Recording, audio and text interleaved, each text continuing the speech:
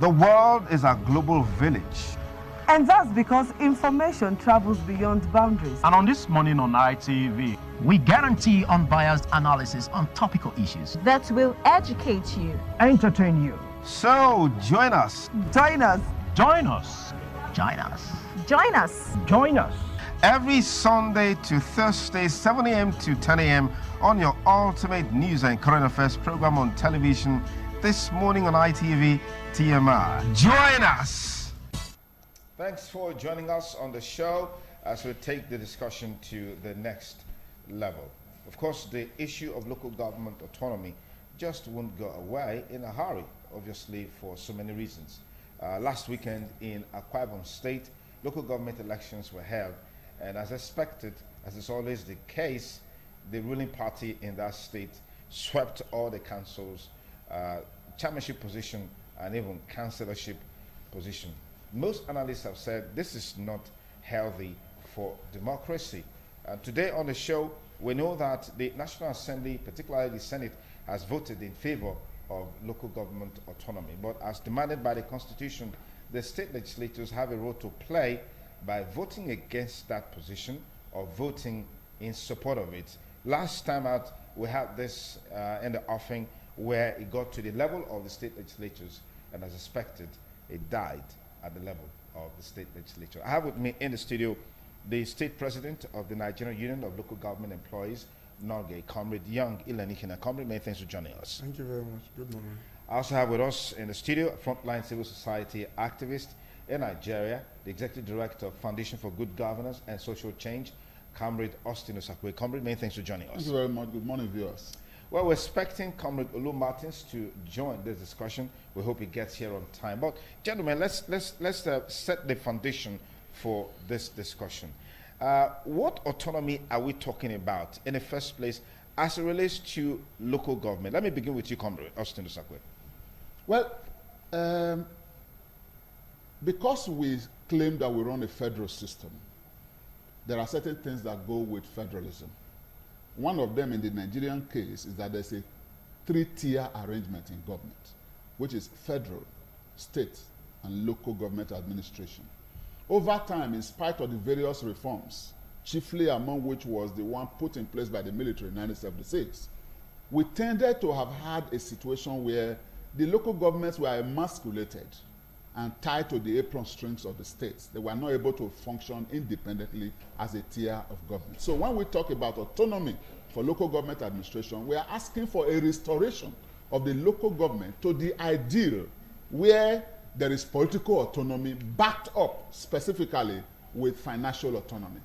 In which case, since the federal government does not interfere in the manner in which the state manages its resources and takes decision at that level of government, we expect that also to be replicated in the relationship between the states and local government. But that has not been so. So when we're talking about autonomy of local government administration, we're asking that local governments should be in charge of their own affairs, administrative affairs, financial affairs. Let me quickly mention, for those who think that what we are asking for is extraordinary, I'd like to mention, for instance, that one of the greatest empires that the world ever witnessed is the Benin Empire. The capital in Benin City, the Oba, spread the tentacles of the empire to as far as Dahomey, which is present Republic of Benin. Lagos was created as a camp, a camp for soldiers. How was the Omonoba in Benin able to expand and extend administrative control over this large expanse? He appointed dukes, the Enigies, and posted them to these vassals. Whenever a state was conquered, it became a vassal. And administration took place there, not directly from the capital, but they were paying certain royalties to the center. But they were completely on their own. The famous Hausa states, we had the Hausa Bokwai and the Hausa Banzai.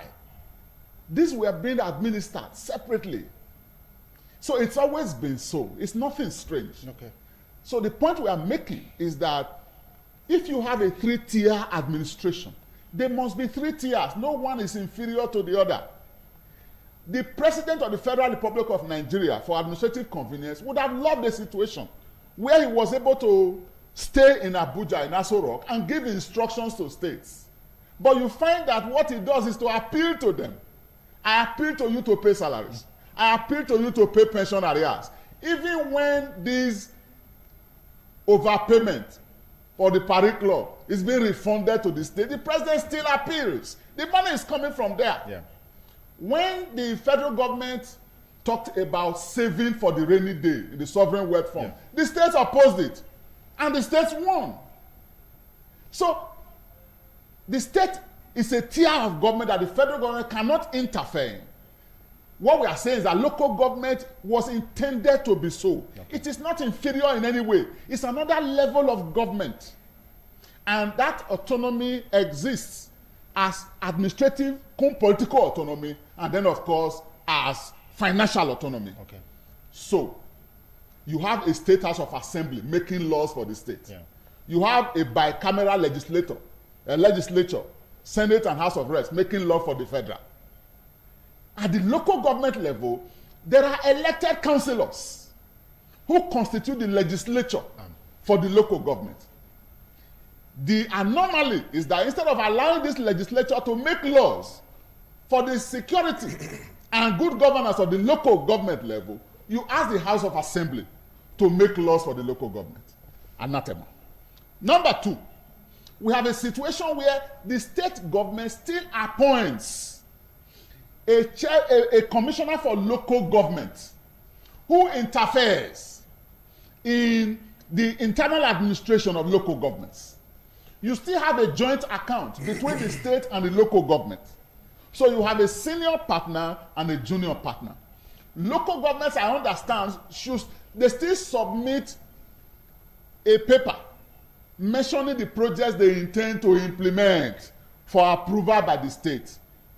This is violence being done to the federal system with the attachment of the 3-tier administration. Okay. That's where we are. Okay.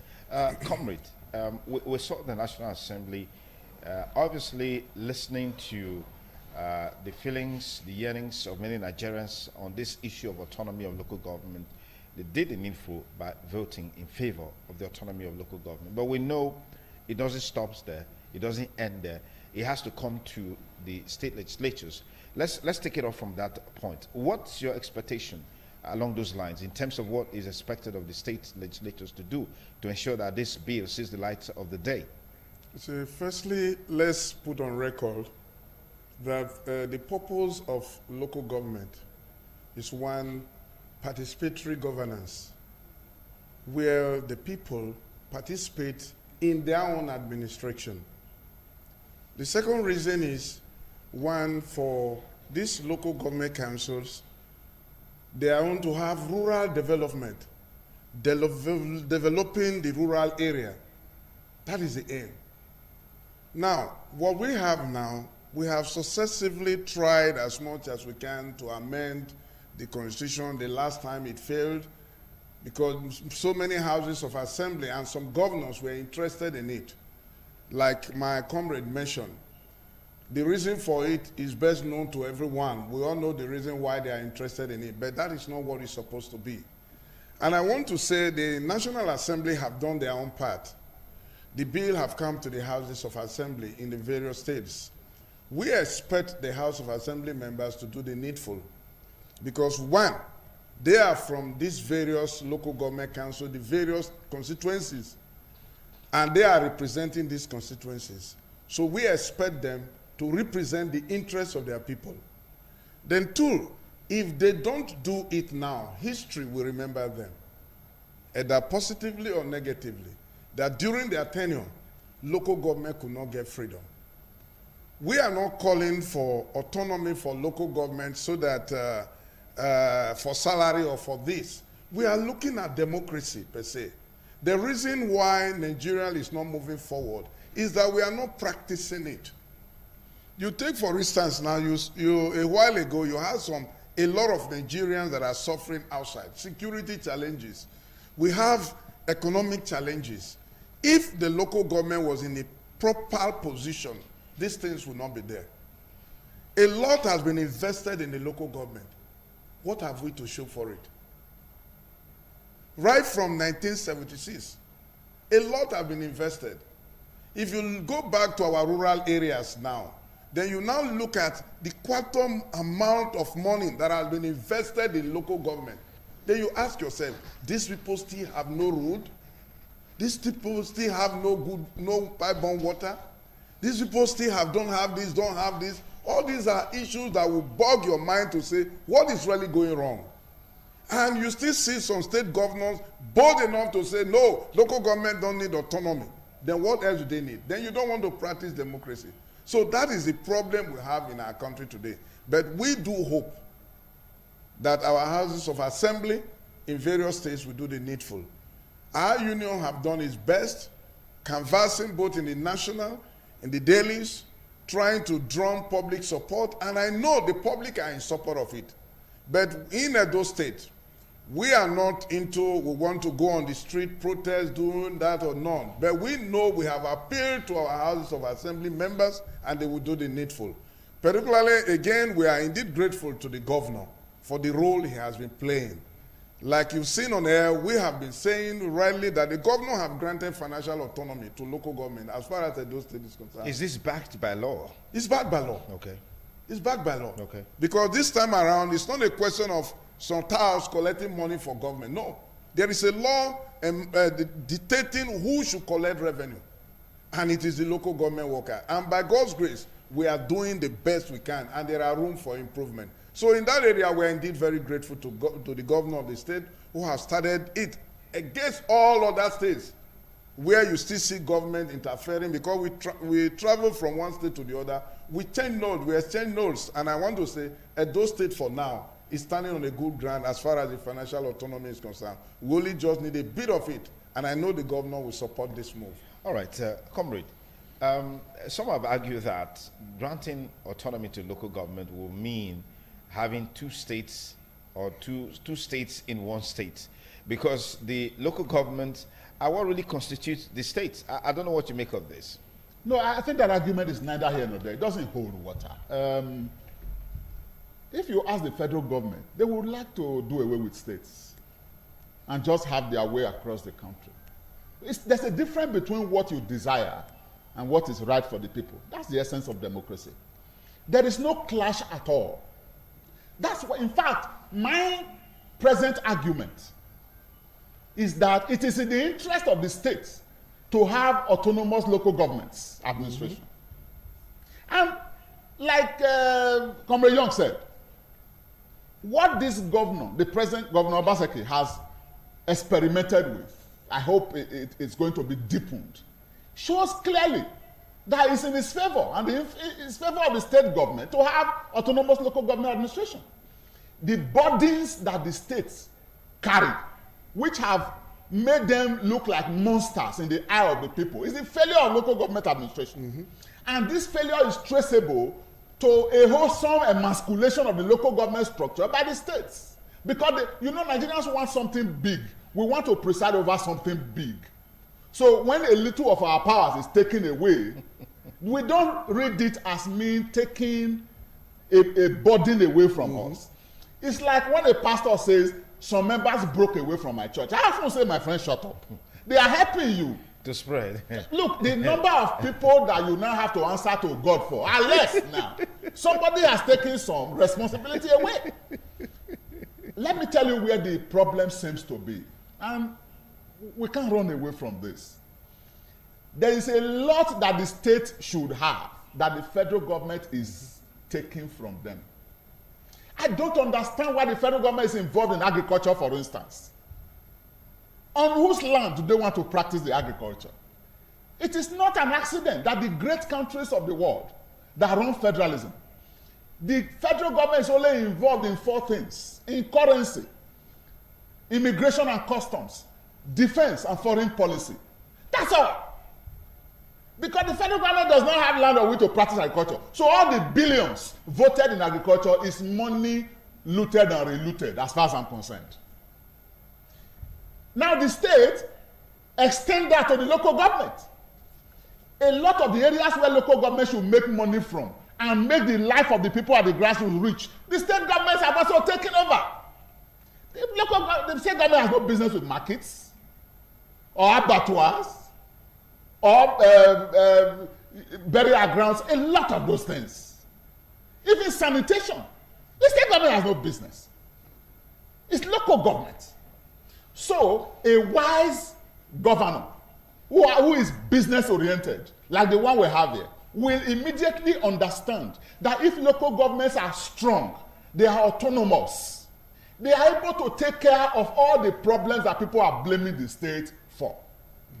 Two, if local governments have their autonomy, it will attract the best heads into the administration of local governments. A lot of people want to be at home and serve their people. Look, every community you go to, the people know those who can work for them.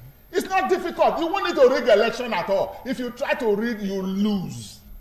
The communities know those who can work for them. But these best brains are not attracted to a government that is already emasculated. If I know I won't have money to work, what am I doing there? If I know the resources at my disposal to work, some other person has taken them, what do I need it for? So the argument is the other way around, sir. It is in the interest of the state and indeed the federal to have strong local government administration. In the past, I'll tell you what happened, sir. In the past, local governments were strangulated because the money meant for them was being used by the parties controlling the state to fund party structures. That's pure and simple. Money meant for local government administration was being used to run party structures. Two, the state government, in an effort to live up to expectation, having carried all the responsibility to itself, found itself dipping hands into the money meant for local government in the name of joint account and all of those ones. So local governments were starved. They just became salary-paying entities. That's how we got to a point where local government now started owing 14 months, 18 months. And in any case, if I have 10 naira, which is mine to use, and you come as a big brother and you take 5 naira, you cannot ask me to account for the remaining 5 naira. It's like the contracts we award. Look at the roads awarded. You do a road. 8 months later, the road is giving way. Because the money that was budgeted perhaps is 30 naira. You, the awarder of the contract, have collected 15 naira. And you are asking me to do a good job for the remaining 15 naira. I'd rather take 10 naira and free 5 naira for the work, no matter how shoddy the work is. That's what happened to local government administration, sir. So for me, the only way to attract quality representation at local government level is to give them complete autonomy. Two, free them from the apron strings of the state. House of Assembly should have no business at all with local governments. If the Senate and the House of Reps cannot determine what happens to the state government, the House of Assembly and the state should not determine what happens to local government administration. It's no longer an argument that if you don't control local governments, they will go on a frolic of their own, because there are inbuilt checks and balances. Of course. It's the same argument to say governors will be reckless if Senate and House of Reps don't control them. Why? There's a House of Assembly. Okay. If the same Nigerians, in fact, I dare say that the people who will be attracted to local government administration will even be people of higher quality than those you have in the House of Assembly. It's the same thing. It's the same way. It's value that attracts value. Yeah. If you bring value to local government administration, you will attract value from the people. Okay. There are retired gentlemen and women at community levels who want to relax and work for their communities. Local government is a ready way for them to do this instead of going around looking for contracts. Okay. All right, I'll come back to you, Comrade Austin Osakwe. Comrade, there seems to be a concern, which of course is emanating from the way we play our politics. Comrade Austin gave an inroad into that when he said in time past what used to be the norm is that in the name of controlling local government, the resources of local governments are channeled to fund party structures, party politics. Don't you think that this seems to be a major challenge in this aspiration for local government autonomy, as it were? No, it won't be a major challenge because, like, there are checks and balances. What the problem we have is that we are not practicing what we're supposed to. I'll give you a good example of FCT. In FCT, you see the true democracy there. The election is conducted by INEC. You see ABGA being a chairman of a council there. You see PDP, you see APC, all other parties. Because the umpire there is not biased. And the National Assembly, they run their councils. Once the vote comes, they do their sharing. Everyone goes back and begin to administer its own area. But unlike our own, where you have in other states, in every other state, it's not so. It's a winner takes it all. You see some coming out to say we swept the whole of them. That is not democracy. Like that's a selection. Like in Akwa Ibom State. No, those are no, we don't know it. We are Nigerians. But I think if we really want the government to work for us, autonomy is a task that must be done. Because if you look at the governance, as far as states are concerned, we don't have participatory governance in the local government. The people do not participate. It is imposed on them.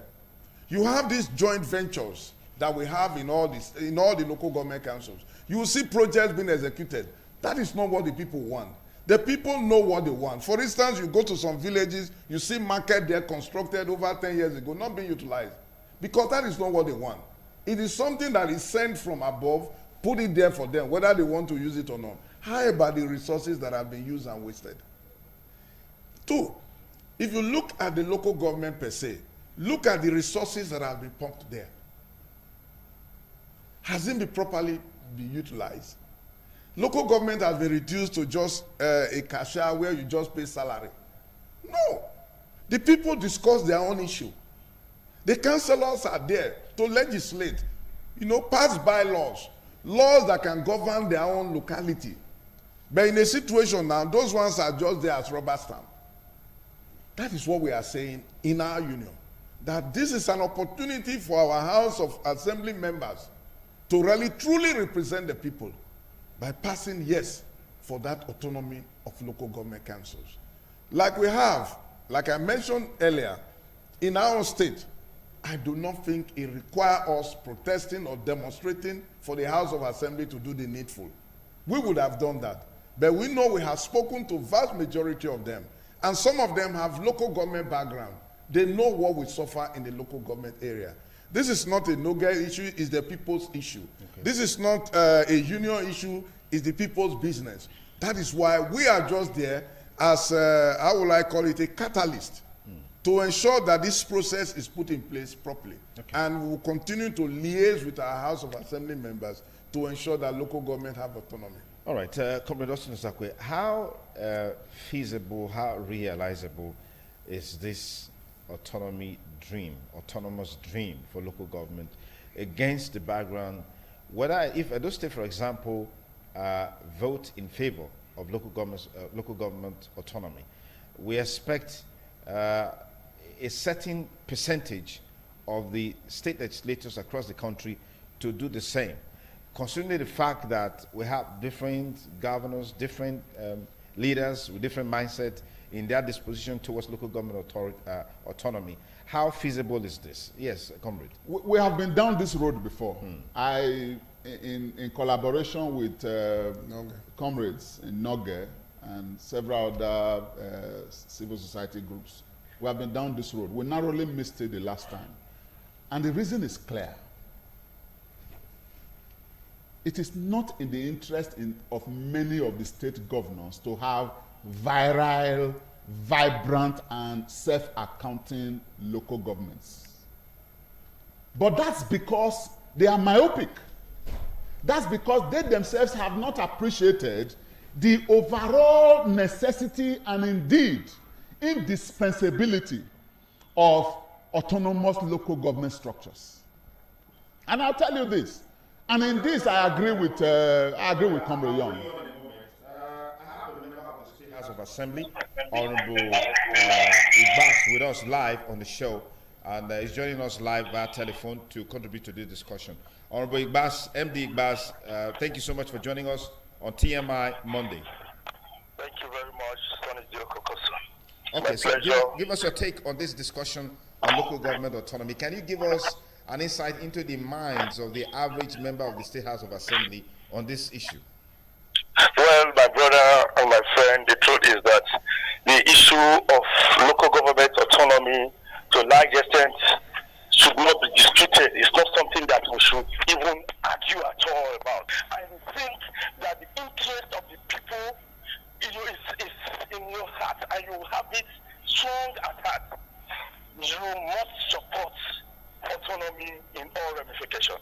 As far as I'm concerned, I'm a product of the downtrodden. I'm a product of those who truly believe that once you come out and you cast your vote, that vote counts. It's the ordinary people that actually voted for me. And what they want is independence. Take for instance, as a matured man, in my house, I am independent in my house. I don't go interfering in other people's affairs. So because I am independent in my house, I know how to take care of my wife and my children.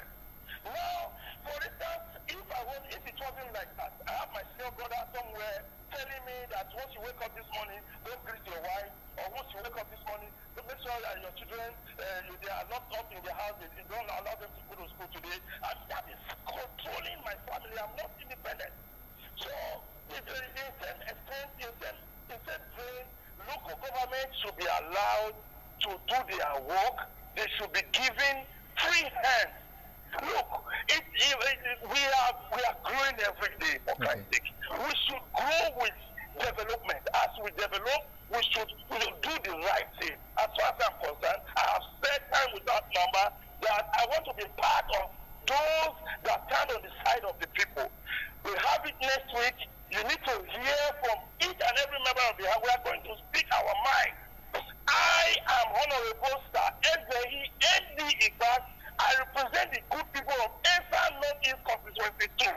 My position is clear and it's non-negotiable. Even if you give me $1 billion, I will not change my mind. Let it be that I will be the only person to vote for autonomy. I will vote for autonomy as far as the House of Assembly is concerned. I will vote for autonomy as far as the local government is concerned. And even if you have family autonomy, I will vote for it.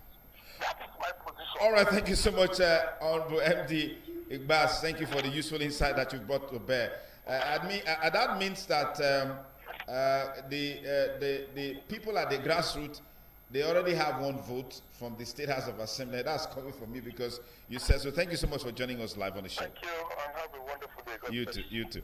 Okay, Comrade Austin Osakwe. Let me celebrate Honorable Igbas. Yeah. I have not had the privilege of meeting him one-on-one, but he has spoken as a statesman, and I think that he needs to, we will note it, and we'll mark him down as one of those we know we can collaborate with when issues that concern the people come to bear. So I celebrate him, which confirms the point I have always made, that it is not the House of Assembly that is against local government autonomy. It has been the governors of the states. And somehow, because the houses of assembly they actually became extensions of the state government. They just toe the line. So all the governor needs to do is give instruction and the House of Assembly follows. But things are changing. Two things have happened in Edo State, for instance. Number one, and I may be wrong, it appears that the present governor of the state may not be interested in controlling the House of Assembly, in quote, in manipulating it to do its own whims and caprices. Which means the House of Assembly is free. Whatever decision they take, we will hold them to it because it will be a reflection of whether they have chosen to be on the side of the people or against the people. Because what I expected each member of the House of Assembly to do across the country is to go back to their constituents who voted them and say, look, it's a matter that is momentous. It's of public importance. What do you think I should go? In which direction should I go? How do I vote on this matter? And I can tell you that in at least 90% of the constituencies, the preponderance of opinion will be that we want autonomy for local government. So, number two is that the present House of Assembly has many people who have been exposed to to local government administration and who have pledged openly to be on the side of the people. This is the time to put their money where their mouth is. This is the time to merge profession with action. And that's why I'm confident that in Edo State, the vote can only go one way, positive, in favor of local government administration. But that's not enough. Let me quickly say, yeah, that's I know it's not enough, yes, because we need 2/3. Noge, I know, has been holding meetings and going around. However, perhaps because of what happened to us in the last outing, civil society nationally doesn't seem to have come out this time as vociferously as I expected. But we are doing the little we can. And we're also hoping that there have been certain dynamic changes, certain fundamental changes in the manner in which states relate with us with the houses of assembly, and in the position of the party in power at the federal level. I am not aware that the APC as a party is against local government autonomy, in which case we are not looking at a president or a federal structure that will send instructions to say vote against it. Okay. Because on the long run, as has been demonstrated, two things have happened in Edo State, and I'll point them out to you. Number one, the state government does less now in collecting revenue, because they have handed the mechanism for collection to the people who are the grassroots, who know where the money is.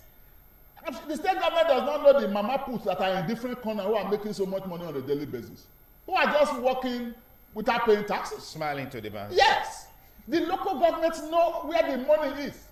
Trust them enough. What you need to do, and which I think this government did, build the capacity of local government staff to do the collection. Yeah. Ensure that there is transparency and accountability in the system, so that one man does not now become a bank of his own at the expense of the people. So those two things have been done, and I'm sure the government is enjoying it. In one of the sessions that I listened to, I think the governor was saying that what was collected at local government level within a few months was unprecedented in the history of revenue collection in the state. So build their capacity, strengthen it, entrench transparency and accountability at that level. The second thing that has happened is that local governments themselves now know that they need to take the initiative. As Comrade Igbas, I'd like to call it Comrade, Honorable Igbas mentioned now. If you truly are with the people, you will understand that the wealth is with the people. When the state look, everything you want to buy from, you come to Edo, you want to do this, you come to the capital. No. There is wealth at the local government level. There are local governments I know, Orion, the Ovias, that can actually become the food basket of Edo State. But the state government is too far from there.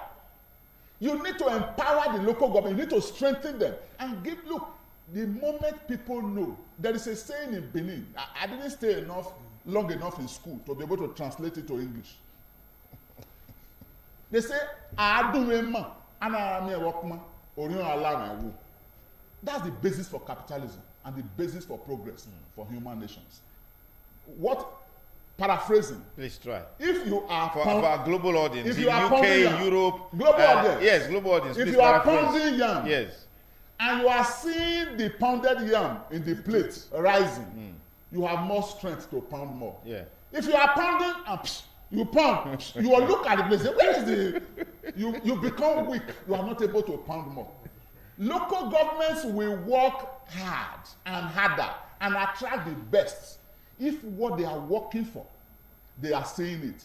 They will now look into other opportunities. There is so much wealth at the local government level which when properly exploited. Untapped. Look, when I was growing up, that's why I get embarrassed now that we talk of Hausa yam, Hausa tomatoes. I grew up in this Benin city, homeboy here. In Benin, when I was growing up, the tomatoes that my mother was using was not Hausa tomatoes. It was here. I saw yams from Uronigbe that were as tall as a human being. The one that is red inside, very delicious one.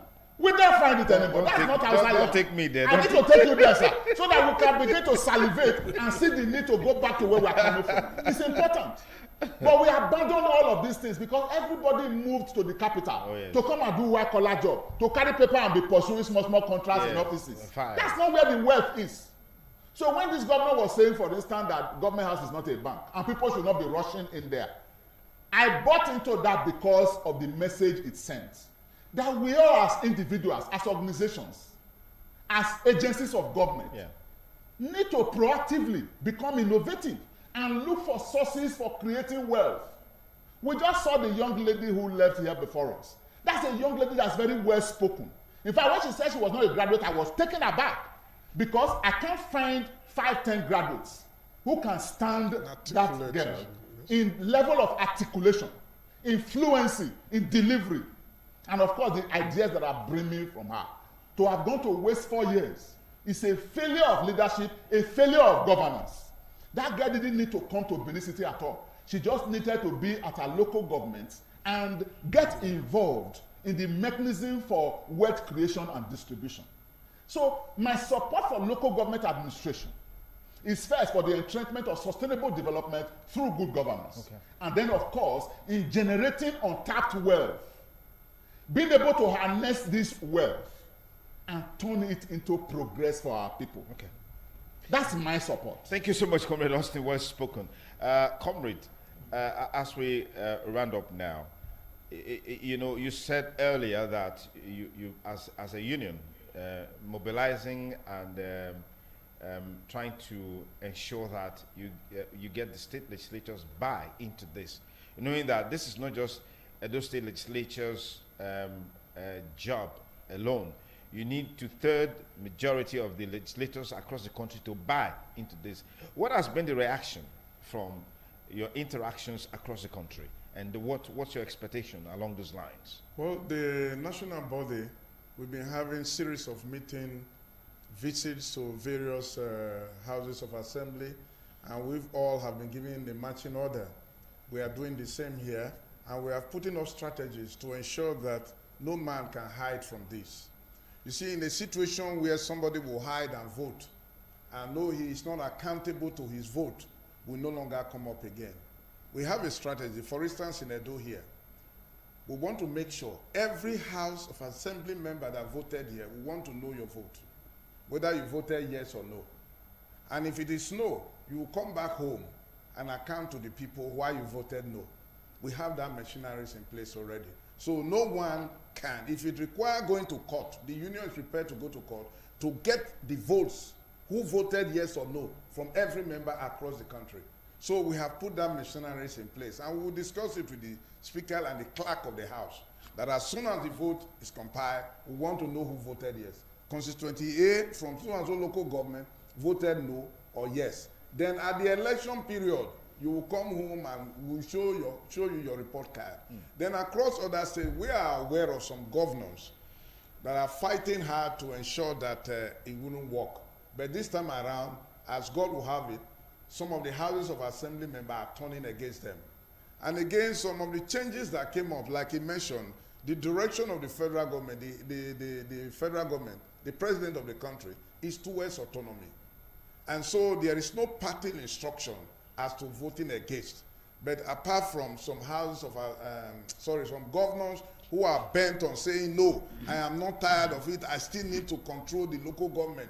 He is the only one that is brilliant in the state that can control. And we are going to give them the fight of it.